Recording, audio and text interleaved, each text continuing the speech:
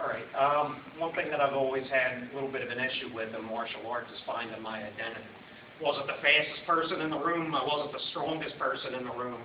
So when we were sparring or fighting, I had to find something I was good at. And the one thing that I found was I could be deceptive. I didn't have to be fast to do it, and I didn't have to be strong to do it. So I could do things that nobody expected. One thing you've all learned is front defensive push kick. It's called front defensive push kick because in the system it's explained as if somebody's moving into you, you push them away. So it's basically explained as a defensive attack. In addition to doing this, I could use this as an offensive attack. If he's a little bit further away, I can come into him and attack him and continue to attack. Now, one thing that I could basically do with this is, it's taught a lot of times off the rear leg. I could do this off the front leg. Doesn't matter what with. I can attack and continue to attack. And one thing that I always like to do was add a little bit of deception into this. Not only can I do this as a lead-off movement, I can do something to distract him. I can throw a hand up here. He's going to either dodge, here, put down the back. He's going to either dodge or his hands are going to go up to his face. Either or, he's doing something to distract him, and then I can attack him and continue to attack him. So that's one movement I found very effective in sparring because people don't expect that. You're giving them one thing and they're getting another. They're expecting either another hand to come in, their hands come up high to defend, they're expecting something up high. If I throw this hand as a distraction and then it comes out of peripheral vision, he can't see, his hands come up the block, next thing you know he has a foot pushing into his chest and pushing him backwards. It comes off the lead leg so he can't see it coming and it's quick. It's totally out of peripheral vision. First thing he knows, he's blocking.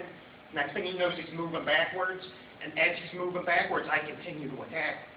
So this is what I want you to break off with the partners and work with. This lead punch. If I'm going to use this as a tactic, I don't have to totally sell it with the punch. The punch could be a distraction. Some of the upper belts in Krav use the punch as a distraction to get you by a kick per se, and then you return an attack with something else. This is basically the same thing. I'm using this punch as a distraction to get his hands up, and then I'm continuing to attack as he moves backwards. So this is what I want you to break off with your partners and doing. Before you even start this, try a couple off your front leg. It's a little awkward and it's not as powerful as your rear leg, I'll admit that, but it's quick. It comes out totally out of peripheral vision.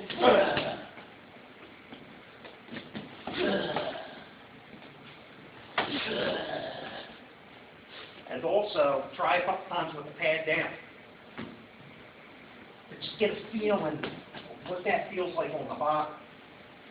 And then as you get more comfortable with the front leg, try it with the distraction technique. I throw the hand up here to get I throw the hand up here to get his hands up, and then I finish them off. So break off with your partners, and I want you to try it. First couple movements you're going to do, you're just going to be hitting the pad with your front leg. Then you're going to work in your distraction technique. You're going to throw a hand up, try it, then that person's going to put the pad down. You're going to do the push kick lightly, of course, so you don't kill your partner. And the last thing you saw me do, Kevin's been working a lot on red set. If you feel this is a little too easy and you want to work on something else, continue in with red set. After the push kick and the person's going backwards, attack, attack, attack, and continue to attack. Break off with your partners and give it a shot.